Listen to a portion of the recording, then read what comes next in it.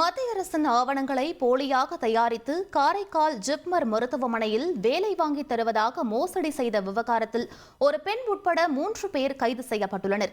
இவ்விவகாரத்தில் 36 பேர் புகார் அளித்துள்ள சம்பவம் பரபரப்பை ஏற்படுத்தியிருக்கிறது. இது பற்றிய மேலும் விவரங்களை எமது செய்தியாளர் அந்தோணிராஜ் வழங்க கேட்கலாம்.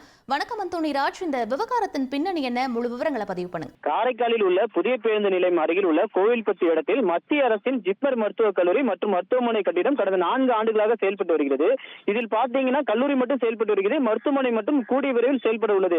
இதனை பயன்படுத்தி ஜிப்மரில் வேலை வாங்கி தருவதாக சிலர் மோசடி செய்வதாக கூறப்பட்டு வந்த நிலையில் மத்திய அரசின் ஆவணங்களை போலியாக தயாரித்து appointment order, JIPMER ID card என போலியாக தயார் செய்து காரைக்கால் ஜிப்மரில் செவிலியர், அட்டெண்டர், செக்யூரிட்டி மற்றும் அலுவலக வேலைக்கு ஆள் எடுப்பதாக கூறி 2 ஆண்டுகளுக்கு முன்பாக காரைக்கால் சேர்ந்த தட்சிணாமூர்த்தி என்பவரிடம் 1 லட்சம் பெற்றுள்ளனர். இதேபோல் பாத்தீங்கன்னா காரைக்கால் பகுதியை சேர்ந்த வாசுதேவனிடமிருந்து 50,000, தர்னிஸ் 75,000, மங்கையக்கரிசி 50,000 மற்றும் சூசேமரிடமிருந்து 80,000 மோசடி செய்ததாகவும் அதன் மூலம் காரைக்காலில் உள்ள ஜிப்மர் மருத்துவமனையில் வேலை வாங்கி தருவதாக அவர்களிடம் இருந்து மொத்தம் 3 லட்சம் மோசடி கும்பல் மோசடி செய்துள்ளது. கடந்த 2 ஆண்டுகளாக வேலை கிடைக்கும் என்று எதிர்பார்த்த நிலையில் இவர்கள் ஏமாற்று வேலை தெரிந்தவுடன் பணத்தை திருப்பி தருவதாக அந்த கும்பல் காலத்தாழ்த்தியுள்ளது. நிலையில் நெடுங்காடு காவல் நிலையத்தில் புகார் கொடுக்கப்பட்டது.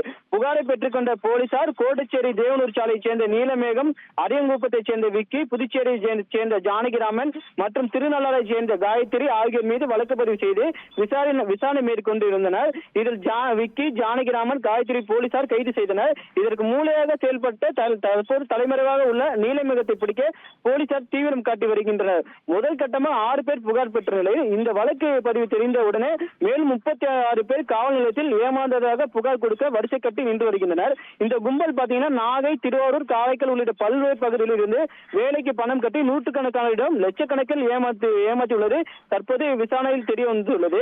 மேலும் பலர் ஏமாந்துள்ளதால் நெடுங்காடு போலீசார் பணத்தை இழந்தவர்கள் புகார் கொடுக்க வேண்டும் என்று அறிவித்துள்ளனர்.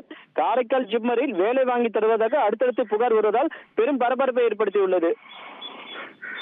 விவரங்களுக்கு நன்றி அந்தோணிராஜ். ட்ரெண்டை ஃப்ரெண்ட் ஆக்கிக்கோங்க. தந்தி டிவியின் சப்ஸ்கிரைபர்ஸ் அண்ட் ஃபாலோவர்ஸ் குடும்பத்துல நீங்களும் இணையுங்க.